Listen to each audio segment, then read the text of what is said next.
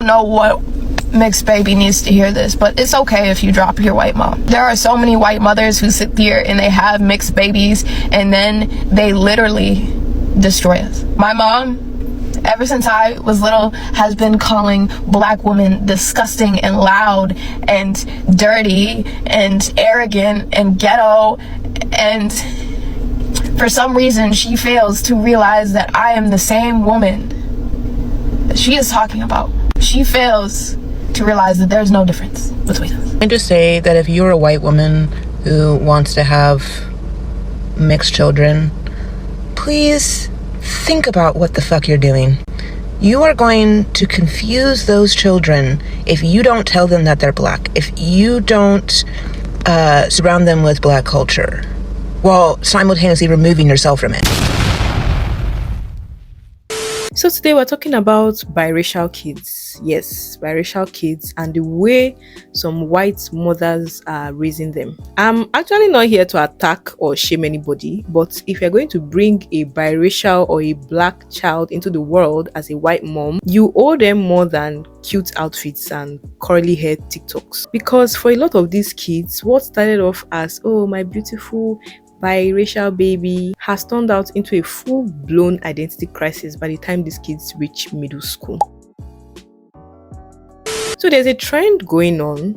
It has been going on for years. The one that is on IG, that's Instagram, TikTok, YouTube, where there are white moms, biracial children, and identities that are being overlooked. Funny enough, it's not always on purpose, but they're still overlooked. Because here's what actually happens. When that baby is born, everybody is happy, everybody's obsessed with their curly hair, obsessed with their skin tone, and that's it. No conversation about race, no black books, no black shoes, no real exposure to the culture that this child actually belongs to. And I totally get it, race is not an easy thing to talk about. But when your child is visibly black or brown, I don't think you have the luxury to skip the hard stuff or the hard talk. People love saying that being mixed is like having the best of both worlds, but I beg to differ.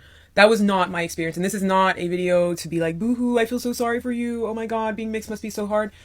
No, there are things that are great, I guess, on a superficial level, I guess, but there's a lot of hardships that come out of that experience. There's a lot of trauma, there's a lot of confusion, and I want to talk about some of those things. Namely, I have a white mom. I feel like something happens when you become a young woman, a young black woman, a young colored woman, 15, 16, that happens with a white parent sometimes, at least from mother to daughter, where I didn't feel like my mom's child, and I didn't feel like my mom recognized me as her child. I feel like there's a huge disconnect that started to happen as I started to grow into myself. My experiences she could not relate to, she could not understand, even if she tried, if she did try, she couldn't get it. She didn't get it. So I want to talk about how loving a black man is not the same thing as understanding blackness, because there are some people that think, oh, my husband is black, my man is black, that means I know what it means to be a black person. Some people also automatically think that having a black child means they are not racist. How? They think that proximity is equals to understanding. My dear, it is not. You can love a black partner and still not know what your child is going to face in the world, and that's the issue. A lot of these white moms mean well, but most times they don't realize what they've signed up for, because that's cute little mixed baby that you are holding, the world sees them as black, and if you're not preparing them for the reality, you are actually leaving them vulnerable. A lot of y'all's kids have complexes and identity issues, and it's not because they have a white parent. It's because a lot of y'all chose to have biracial kids before you unpacked your internalized racism and anti-blackness. It's because a lot of y'all have biracial children without learning enough about the black experience to guide your child through a black experience, to guide them through a world that is inherently anti-black. Cutting off your racist family members is not all it takes to raise a biracial kid. In fact, that doesn't even come close to the bare minimum. You can have the best intentions for your children while still causing them collective harm. And I first noticed this when my daughter was an infant and I started joining Facebook groups for parents of biracial kids. These white moms would have the best intentions, yet end up on Facebook crying about how their child was saying they didn't want to be black and they hated being black. And because these parents did not take the time to educate themselves whatsoever on systemic racism and anti-blackness on a level that they would be able to appropriately raise a biracial child, they were on the internet crying for help instead of helping their kid. You cannot shield your child from experiencing anti-blackness in the world, but you can equip them to deal with it. I get told pretty frequently that my daughter will be mistaken for a black mom biracial, and I'm going to explain to you why. First and foremost, she is not raised in an anti-black environment. A lot of black men, white women relationships are inherently anti-black, due to the fact that the relationship is based on fetishization and the hatred of black women instead of mutual love. The way that I look at it, the world is constantly going to be hurling anti-blackness at my child. And instead of acting like it does not exist, I have been equipping my child since birth to be able to handle said anti-blackness through radical self-love and positive identity. My child has at a young age told me that she wanted to be white to match her family. Right then and there, we had a very long conversation about anti-blackness and racism at 4 years old, and how her blackness was the most beautiful part of her. She made a comment one time about her baby doll, her black baby with coily hair, being ugly. Again, we had a long discussion about colorism, texturism, and racism. After that day, that baby did not leave her hip. You cannot just be not teaching your kid to be anti-black. You have to be preparing them for an anti-black world. You have to ensure that you are not feeding your child a complex towards other black people, that you're showing them how to cherish and uplift their community. See, biracial kids with white parents can be raised to be pro-black, but many aren't. And that is because their environment and their role models are not pro-black. If you don't want your child to have identity issues, it starts with you. It is wholeheartedly possible for you to educate yourself. A lot of y'all simply choose not to. Now let's talk about the hair. The barest minimum. A child's relationship with their hair can shape how they see themselves. When your daughter's curls are constantly brushed out, or your son is begging for a haircut because, oh, my hair is too hard to manage, it's not just about the products, it's about care, the way you care for their hair. Like, there are so many resources online. There are so many moms who have shared how they care for their children's hair, their mixed children's hair, things they've used, how to care for their hair. There are so many things you can see online. Like, if you can learn how to use a ring light, you can actually learn how to take care of 4C hair, 4B hair. Like, what is the issue? I see so many moms that can't even take care of their children's hair, and it aches the hell out of me. It makes me just wonder, what is your problem? If you know you will not bring out your time, if you know that you will not, do the barest minimum of researching on how to take care of your kids' hair, why are you with a black man? Why are you giving birth to a mixed child? And I've also seen white moms that take their time to take care of their children's hair, and I salute you guys.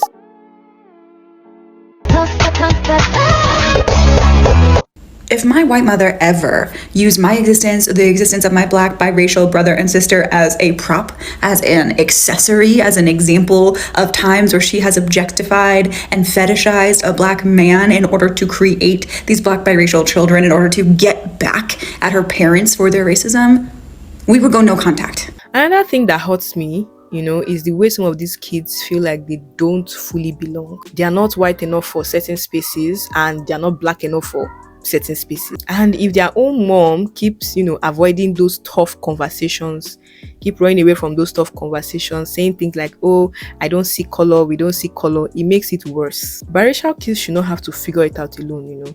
They should not have to suppress a part of themselves that make you uncomfortable. And trust me, it's not by playing Davido songs or Wizkid songs or Burna Boy songs. It's not by all those ones. That one is not cultural education. You really don't need to have all the answers, but you need to show up. Try to show up. That means listening, learning, and sometimes confronting your own blind spots, because the goal is not to make your child blend in, it is to make them feel whole. Raised by a white mother left me very ignorant, but also anti-black for many years in my life, and that's not something like I say with pride at all. I say it with a lot of shame.